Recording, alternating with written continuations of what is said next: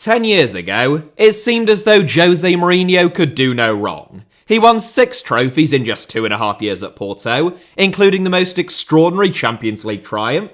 He knocked Manchester United and Alex Ferguson off their perch in the Premier League after hailing himself as the special one at Chelsea. And then he won the first continental treble in the history of Italian football with Inter Milan. Even at Real Madrid, Mourinho managed to win a La Liga title up against arguably the greatest club side of all time, which is one of only 3 seasons during his entire managerial career that Pep Guardiola has been denied of a league title. And in his second season back at Chelsea, Mourinho won his 8th league title in just 12 seasons, and only Chelsea's second since he departed. That was in 2015. In the 9 years since then, Mourinho has been sacked by Chelsea, with the Blues sat 16th in the Premier League table, only 1 point above the relegation zone. He has been sacked by Manchester United, after the Red Devils only won 7 of their first 17 matches in the 2018-19 season, and he has been sacked by Tottenham, with Spurs sat 7th in the Premier League table, without a win in any of their last 3 games. That marked the first time that Mourinho had been sacked by a club without winning a single piece of silverware since being appointed as Porto boss back in January 2002. It would be at Spurs, wouldn't it?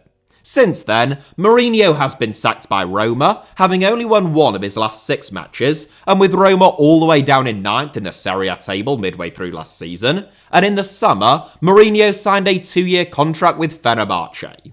In 9 years, therefore, Mourinho has gone from winning 8 league titles in 12 seasons in 4 different countries to no league titles in 9 seasons, and from being lauded as one of the untouchable all-time greats of management, on par with Ferguson and Guardiola, to consecutive 6th-place finishes in Serie A, and now managing in a league ranked 10th in Europe by UEFA's coefficient rankings, below the top flights of Belgium and the Czech Republic.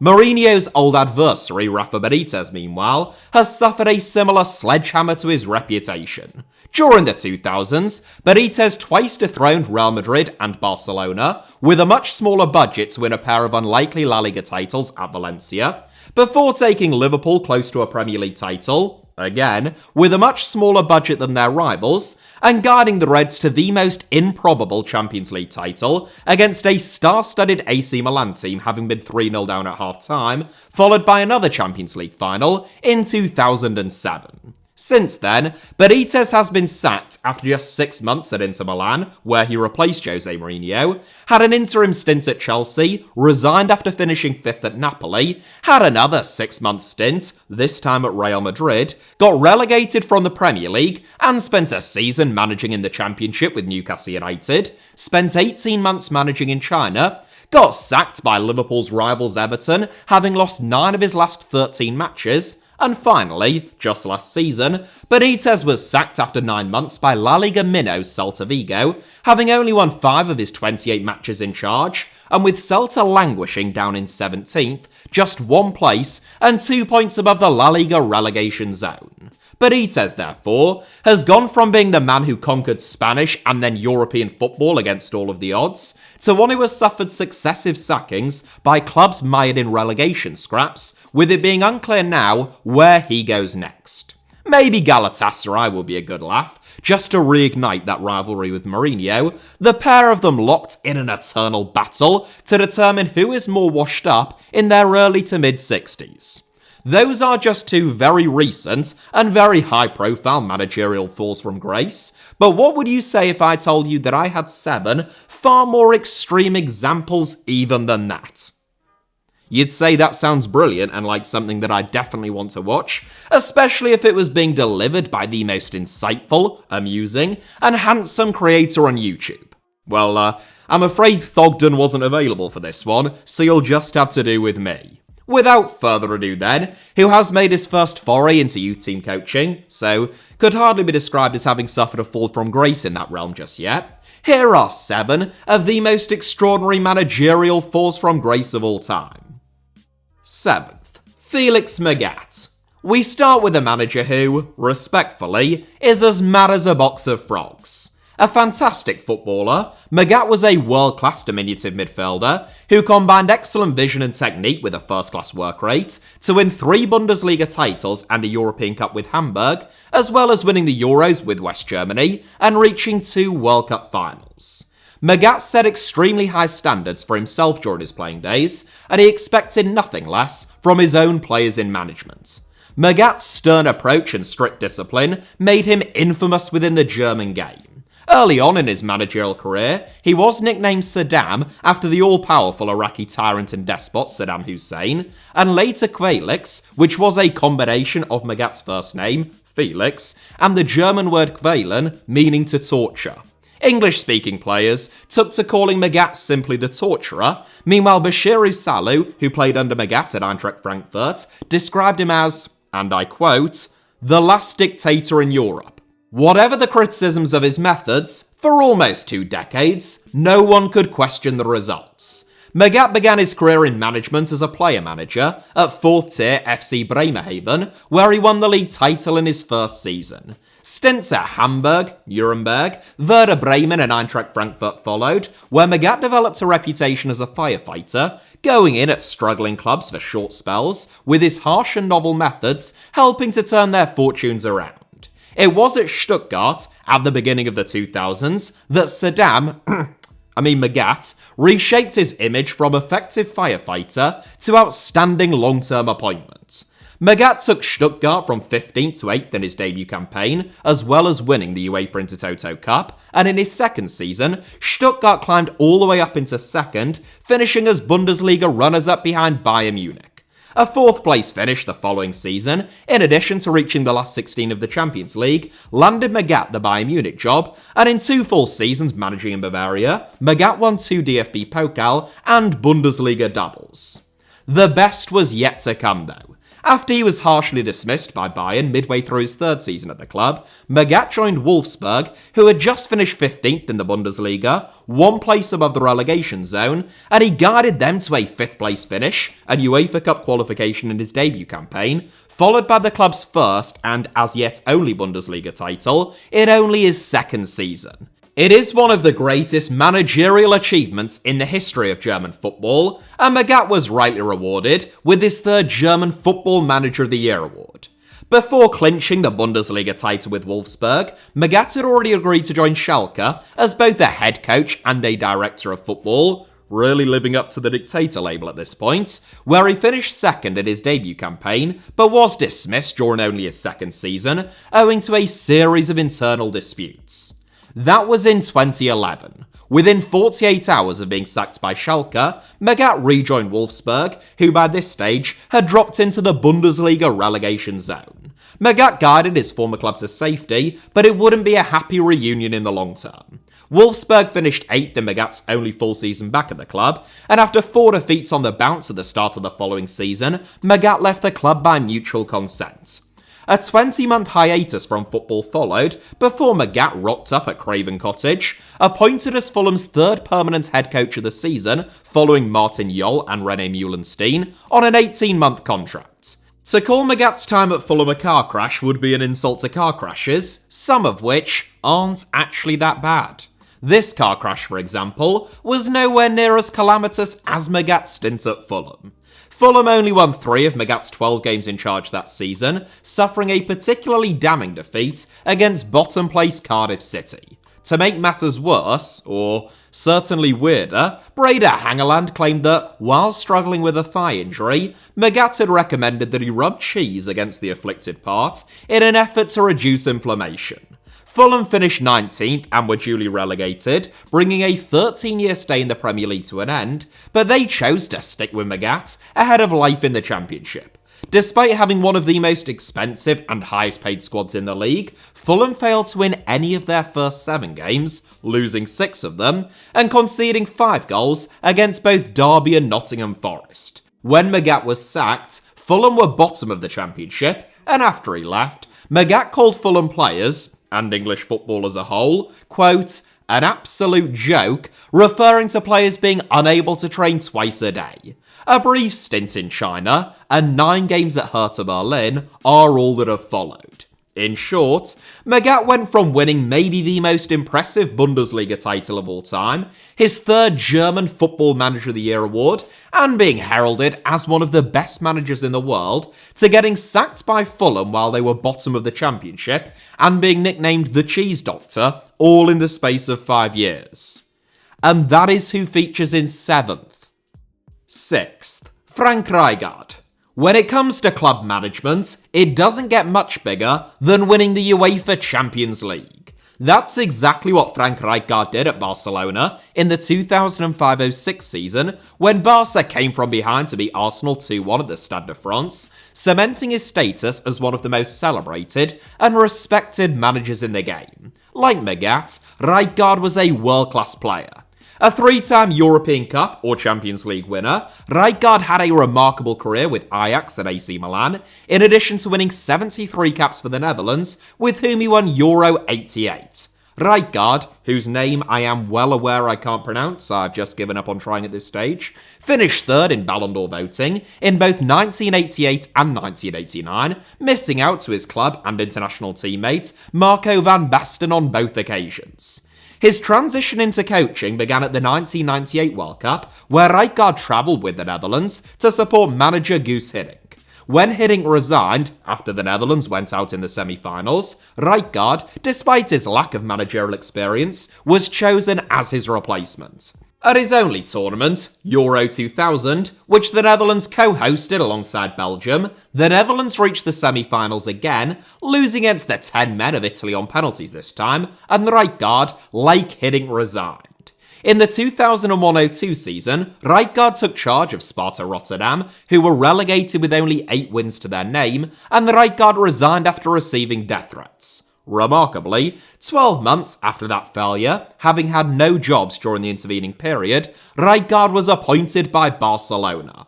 Barca were in a bad way at the time. They just finished 6th, their joint lowest league finish since the start of the 1940s, a massive 22 points behind Real Madrid, and with supporters incensed at having missed out on the signing of David Beckham to their El Clasico rivals. Ronaldinho, who Barcelona signed instead, turned out to be a half-decent player, but it was the January arrival of compatriot Edgar Davids on loan from Juventus that saved Rijkaard his job and Barcelona their season. Barca went on to finish second that season, and in each of the next 2 seasons, they not only won the La Liga title, for the first time this millennium, they also won only their second ever Champions League. Rijkaard departed at the end of a disappointing 2007-08 season, but was still widely lauded for the transformative impact that he had at the Camp Nou, the trophies that he won, and the groundwork that he laid for the Pep Guardiola miracle that was to come. From there, however, Rijkaard's unusual managerial career fell off a cliff. After another year out of the game, Rijkaard joined Galatasaray, finishing third in his only full season in charge, before getting sacked with Galatasaray 9th in the Turkish Super League, 9 games into his second season. Next up, Rijkaard took charge of the Saudi Arabia national team, where he only won 7 of his 27 games in charge, including defeats against Kuwait, Libya and Iraq, failed to qualify for the 2014 World Cup, and triggered a clause in his contract which allowed Saudi Arabia to sack him after just 18 months, when Saudi Arabia exited in the group stage of the 21st Arabian Gulf Cup. So, that is Barca revolution, 2 La Liga titles and a Champions League, to failure at Galatasaray, abysmal failure with Saudi Arabia, and his last job in management at the age of 51. Pretty spectacular stuff. 5th, Peter Taylor. A manager close to my own heart, not to be confused, it should be said, with Brian Clough's assistant Peter Taylor. The Peter Taylor we are talking about was the Hull City manager when I got my first season ticket as a 7-year-old. Also an excellent player, though perhaps not quite of the same calibre as Magath or Rijkaard, Taylor starred for the likes of Crystal Palace and Tottenham and scored 2 goals from 4 caps for England. His managerial journey began as a player manager at non-league Dartford before Taylor landed his first job in the Football League at Southend United. In 1996, Taylor was appointed England under-21 boss, beginning a long-term love affair with the FA. stints at Gillingham, where he won promotion to the Premier League, Leicester City, where he finished 13th in the Premier League, and Brighton and Hove Albion, where he won promotion to the First Division followed, sandwiching an interim spell in charge of England's senior team, where Taylor handed David Beckham the England captain's armband for the very first time. In November 2002, Taylor dropped down to take charge of 4th tier Hull City, who were then only weeks away from moving into the 25,000 capacity plus KC Stadium. Frequently referred to as a sleeping giant prior to Taylor's arrival, it was under the former England boss that Hull won back-to-back promotions from the 4th tier to the Championship, landing Taylor a job at his former club and Championship rivals Crystal Palace. At this point, Taylor had an exceptional CV, which included returning to manage England's under-21s, alongside his club commitments between 2004 and 2007, but a steep fall was on the horizon. Obviously, otherwise he wouldn't be in this 7. It would be bizarre if I'd chosen to include a manager whose career had just gone from strength to strength in this 7, given the title. Taylor only lasted 16 months at Selhurst Park, sacked as Palace flirted with the Championship relegation zone. A few weeks later, incredibly, he was appointed by non-league Stevenage Borough, where his 6-month contract wasn't extended after he missed out on the conference playoffs. He subsequently won promotion at Wycombe Wanderers, but was sacked at the start of the following season. He lasted a year at Bradford City, 20 games in charge of the Bahrain national team, 3 games with England's under-20s, 14 months at Gillingham, 6 games in India with Kerala Blasters, 18 months at Dagenham and Redbridge, and, most recently of all, brief spells at Welling United and Malden and Tiptree. Taylor went from being a promotion specialist, who handed David Beckham the England captaincy and finished mid-table in the Premier League, to failing in a string of obscure overseas and non-league domestic jobs, most recently down in the 8th tier of English football, managing a club who average fewer than 200 fans at their home games. It's a far cry from the old Wembley or the KC Stadium, now the MKM Stadium, 2 of the most iconic venues in all of world football. 4th, Diego Maradona. There is a common theme running through this 7, which is managers who are great players, and they don't come much better than Diego Armando Maradona. Considered by some to be the greatest player of all time, and certainly among the most gifted and ferociously talented at his peak, you'd have to say that Maradona's mixed record in management didn't come as a huge surprise. He is hardly someone who you looked at as being a cool, calm and collected figure on the sidelines like Carlo Ancelotti. No, he was more someone who you looked at as struggling with a severe cocaine addiction and quite possibly bipolar personality disorder. Despite all of that, and despite not having worked in management for 13 years, Maradona's talents as a player and heroic status in his homeland earns him one of the most prestigious jobs in football, manager of Argentina's national team, in 2008. El Diego inherited an Argentina team that were runners-up at the 2007 Copa America, behind Brazil, and were knocked out in the quarter-finals of the 2006 World Cup, which starred the likes of Javier Mascherano, Javier Zanetti, Carlos Tevez, Sergio Aguero, and the best player in the world during Maradona's time managing the team, his supposed heir apparent, Lionel Messi. Maradona had the best win percentage of any long-term Argentina manager of all time, winning 18 of his 24 games in charge, which included victories against Uruguay, Germany and France. Maradona was only in charge of Argentina for one tournament, the 2010 World Cup in South Africa, where Alba Celeste comfortably topped their group and beat Mexico 3-1 in the round of 16, but were thrashed 4-0 by Germany in the quarter-finals. Having initially stated their intention to offer Maradona a new 4-year deal, the AFA board, the Argentina Football Association, not the American Finance Association, voted unanimously against renewing his contract with the national team. Maradona claimed that he had been lied to and betrayed, but 10 months later, he was back in management, with Dubai-based Al Wazal reportedly earning £3 million a year with a private jet at his disposal to manage one of the biggest clubs in the United Arab Emirates. After 14 months and just 23 games, less than half of which ended in victories, Maradona was sacked, and it would be almost 5 years before he returned to first-team management, again in the Emirates, but this time in the UAE's second division with Fujairah. Fujairah's 10,000 capacity stadium, which was rarely more than 10% full, and their team of obscure Emirati players felt a long way from managing Lionel Messi in front of over 80,000 fans at the World Cup. Maradona left Fujairah after failing to win promotion to the top flight, and his next job came in Mexico with the Rayados de Sinaloa, another second-tier club, which became the subject of a Netflix documentary. Maradona managing in the hometown of the world's largest drug cartel, who control much of the world's cocaine trade, was an unusual quirk that was lost on no one.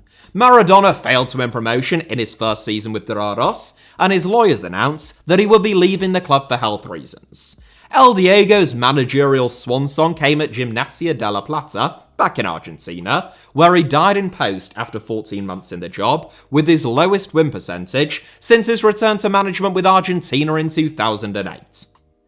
Third, Don Revy.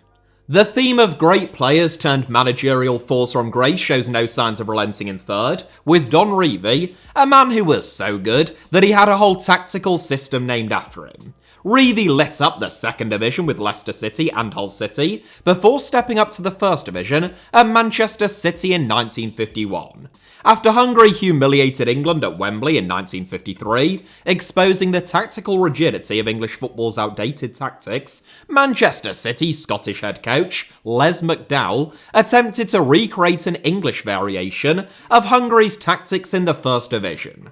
Revy was at the heart of it, playing as a withdrawn forward, similar to the role performed by Hungary's Nandor Hidegkuti, which is why the whole system came to be known as the Revy Plan. In the 1954-55 season, Manchester City reached the final of the FA Cup, and Revy won the FWA Footballer of the Year award. And the following season, they, and he, went one better, lifting their third FA Cup trophy. Revy, as he liked to be known, not Revy, just in case you were wondering why I kept pronouncing it like that, ended his career at Leeds United in the second division, spending the last 2 months of his playing days as a player-manager at Ellen Road.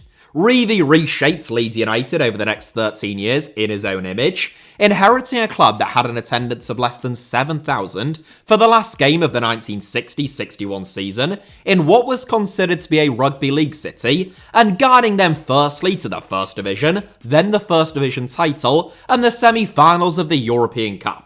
In 3 seasons, Revy nearly trebled the average attendances at Ellen Road. He created a family environment in which Leeds had a tight-knit atmosphere and were widely despised for their aggressive style of play by outsiders, and he implemented radical changes to the club's nickname, badge, and even shirt colours, swapping blue and gold to white in an effort to emulate Real Madrid.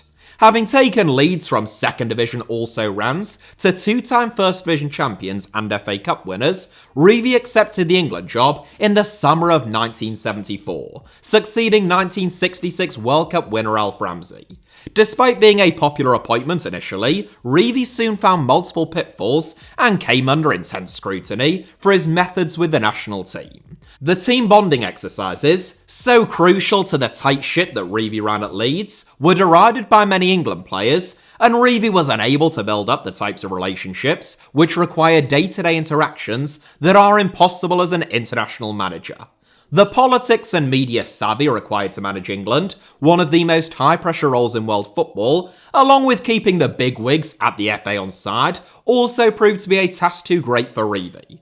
Revy's England missed out on Euro 76 qualification to Czechoslovakia, who went on to win the whole tournament, as well as losing in the 1975-76 British Home Championship against Scotland.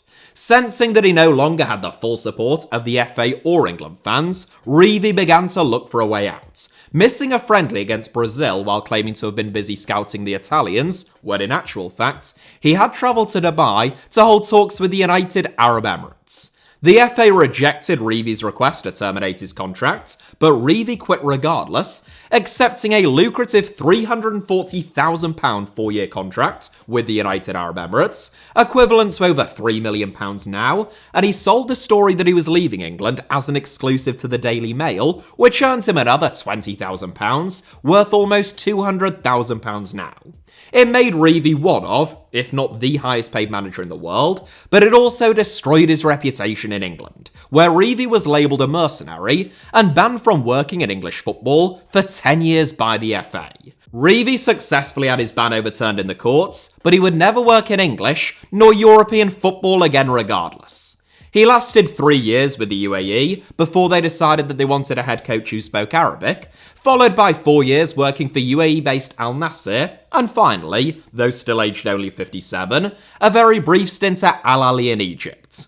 Revy went from being the toast of English football, having transformed Leeds United's fortunes over more than a decade, and a popular appointment as England boss, to absolute obscurity in West Asia, where he failed to see out his 4-year contract with the national team, and he never recovered his career or worked in a high-profile job again. Second, Bruce Rioch. Scotland's first English-born captain, Bruce Rioch won 24 caps for the Tartan Army, despite being born in Aldershot, and he racked up over 500 appearances in the Football League in total, most notably for Luton Town, Aston Villa, and Derby County. In his last 2 years at Torquay United, Rioch, as is becoming another common theme in this video, worked as a player-manager, guiding the club to successive mid-table finishes in the 4th Division before taking 13 months out of the game. Rioch resurfaced at Seattle Storm in the United States, where he spent 12 months, before returning to England to take the top job at Middlesbrough in the 3rd Division, where he won back-to-back promotions to the top flight, albeit getting relegated back to the 2nd Division later on. Following a stint at Millwall, Rioch took charge of Bolton Wanderers, where he won promotion to the Premier League via the playoffs in his last game in charge, earning himself the Arsenal job. Arsenal had finished 12th the previous season, but in Rioch's sole season in charge, they climbed all the way to 5th, welcoming David Platt and Dennis Bergkamp to Highbury from Sampdoria and Inter Milan. Rioch only left Arsenal as a result of a dispute relating to transfer funds, leading to the appointment of Arsene Wenger as his replacement, and the rest, as they say, is history. Whilst Wenger transformed English football in terms of tactics, nutrition and training methods, lifting 3 Premier League titles, including a remarkable Invincible campaign, 7 FA Cups and reaching a Champions League final, creating a 22-year dynasty in North London and overseeing Arsenal's transition from Highbury to the Emirates, Rioch's next job was as an assistant manager at Queen's Park Rangers, working under Stuart Houston, where the duo was sacked after just 12 months. Brief stints at Norwich and Wigan followed, the latter ending with Rioch claiming that he had been sacked, and Wigan insisting that he had actually resigned. That was Rioch's last job in English football, aged 54. He turned up at Odense Bold Club in Denmark in June 2005, after over 5 years out of the game, where he lasted just shy of 2 years, before joining Danish Superliga rivals Aalborg, where Rioch lasted less than 4 months, with Aalborg languishing second from bottom in the Danish Superliga, having won just 2 of Rioch's 10 games in charge. Other than taking training sessions with 2 Cornish non-league teams, Falmouth Town and Penryn Athletic, that was it for Rioch. The switch from Arsenal head coach, and actually quite a successful Arsenal head coach, playing an important role in the Gunners' revival, to QPR assistant in the blink of an eye, is a fall from grace almost without precedent in English football, and Rioch never truly recovered. First, George Rayner. The England job is a long-established kiss of death in management. It turned Graham Taylor from a miracle worker at Watford to being compared to a turnip, Glenn Hoddle from the most promising young manager in English football to a crazy conspiracist who thought that disabled people were being punished for indiscretions in previous lives, and Fabio Capello from a relentless winner to being nicknamed Postman Pat, cutting a forlorn figure on the touchline and managing Russia and Jiangsu Suning. Oh, and Don Revy and Peter Taylor, of course. In top spot, however, is a man whose life ambition was to manage England. He was extremely well-credentialed, yet he never landed the job. George Rayner, unlike every other manager in this 7, wasn't an exceptional player. Rayner played for 5 different Football League clubs, Sheffield United, Mansfield Town, Rotherham United, Bury and Aldershot, before the outbreak of World War II, which ended his career. Rayner was posted to Iraq during the war, where he helped a group of Iraqi students form an Iraqi representative team, with Rayner becoming their head coach. When he returned home, Rayner had a brief stint managing Aldershot reserves, before he was offered a job managing Sweden's national team. Rayner did a remarkable job with Sweden, At his first tournament, the 1948 Olympics in London, Reina guided an amateur Swedish team starring the iconic Grenoli trio, three of the best players in Europe, who would enjoy decorated future careers in Serie A, to Olympic gold, beating Austria 3-0, South Korea 12-0, Denmark 4-2, and Yugoslavia 3-1 in the final. Sweden chose to self-sabotage themselves prior to the 1950 World Cup, with the Swedish FA banning players who went abroad and turned professional from representing the national team. That stripped Reina of his best players in Brazil, including all three of the Grenoli trio, yet he not only still managed to qualify for the tournament, Reina guided Sweden to a third-place finish, beating Italy to top Group 3 and Spain during the final round, meaning that only Uruguay and Brazil finished above them. At the 1952 Olympics, Reina masterminded Hungary's golden team's first defeat in over 4 years, en route to winning another medal, bronze this time around, and after the game, he tried to advise the England manager Walter Winterbottom on how to combat Hungary's fluid style and the genius of Nandor Hidegkuti, the man who inspired the Revy plan. Winterbottom didn't listen though, and England lost 6-3 and 7-1 against Hungary in 1953 and 1954. Reina managed 3 Swedish clubs, Juventus, Lazio and, very briefly, Coventry City over the next 4 years, before the Swedish FA tempted him to return ahead of the 1958 World Cup. There were 2 major temptations. 1, Sweden were hosting the World Cup, and 2, the FA had finally overturned their ban on professionals, allowing Sweden's best players to return to the national team fold. Grenoli were ageing by this point though. Lidholm was 35, Grem was 37, and Nordahl, who was the best centre-forward in Europe in his prime, had just retired from professional football, aged 36, so he didn't even make the squad. Nonetheless, Reina oversaw a miraculous run to the final as Sweden won their group, overcame the Soviet Union and West Germany in the quarter and semi-finals, and took an early lead against an awe-inspiring Brazil team in the final before going on to lose 5-2. Reina was, and still is, celebrated as a hero in Sweden, understandably, and he was optimistic that his cumulative achievements on the international stage, Olympic gold, World Cup bronze, Olympic bronze, and a World Cup runners-up medal with Sweden, would put him in contention for the England job. He would be sorely disappointed. For all of his talents and achievements, the FA basically disregarded anything that happened outside of its shores. Walter Winterbottom, whose England team failed to even progress from the group stage at the 1958 World Cup, where Reina led Sweden to the final, was allowed to continue managing the national team until 1963, when he was replaced by Alf Ramsey. Not only that, Reina was passed up not just for the national team job, but also any First Division or even Football League jobs, going immediately from a World Cup final against Brazil to managing non-league Skegness Town in 1958. It is hard to conceive of a more dramatic and instant fall from grace within the realm of human imagination, let alone one that has actually happened in real life.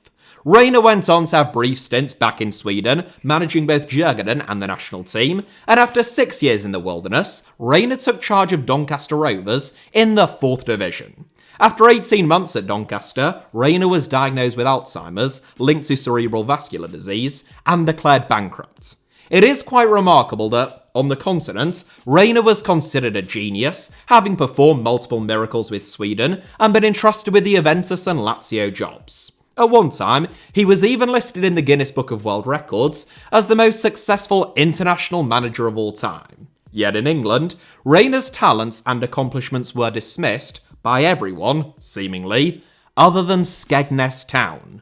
No one else could top this 7.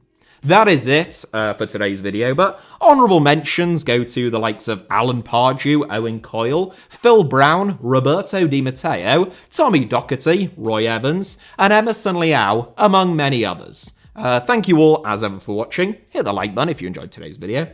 I hope that was the case. Sorry it wasn't Thogden again, there's only so much I can do. Let me know who you think should have featured down below in the comments, or just, any alternative suggestions of managerial fall from graces that I might have missed. And you can also make sure that you're subscribed, of course, to this channel, HITC Sevens, and my second channel, Alfie Potsama, where there are 3, and very soon will be a 4th video, so check that out. Both of those should be about to appear on your screens now, along with a couple of videos that you might fancy watching after this one. You can also find me on Twitter, Instagram, or Threads via the username at HITC Sevens on all 3, and all of those links plus a whole lot more good stuff should be down in the video description below. Cheers.